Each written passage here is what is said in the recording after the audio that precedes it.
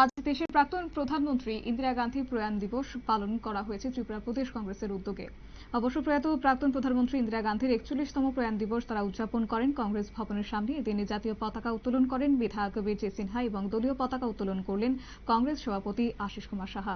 কি রয়েছে বিস্তারিত শুনুন।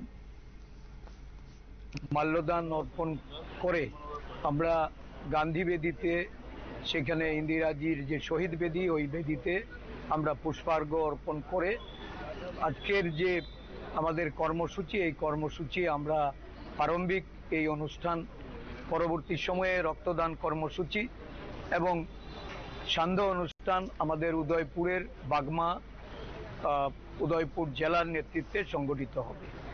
এই দিনটি আমরা ইন্দিরাজির প্রতি শ্রদ্ধা নিবেদন করি। সারা দেশে আজকে জাতীয় সংহতির যে ইন্দিরাজির যে নিদর্শন যেটা রেখে গেছে, দেশের অখণ্ডতা, আমাদের ভারতীয়দের। আপনারা শুনলেন কংগ্রেস সভাপতি আশিস কুমার সাহার বক্তব্য। এছাড়াও ওই দিন উপস্থিত ছিলেন বিধায়ক সুদীপ রায় বর্মন, বিধায়ক গোপাল চন্দ্র রায় সহ কংগ্রেস নেতৃত্বরা। এদিন ইন্দিরা গান্ধীর প্রতিকৃতিতে মাল্যদান করে কংগ্রেস নেতৃত্বরা তারপর সেখান থেকে গান্ধীঘাট শহীদ বেদিতে গিয়ে পুষ্পার্ঘ্য অর্পণ করলেন দলীয় নেতৃত্বরা।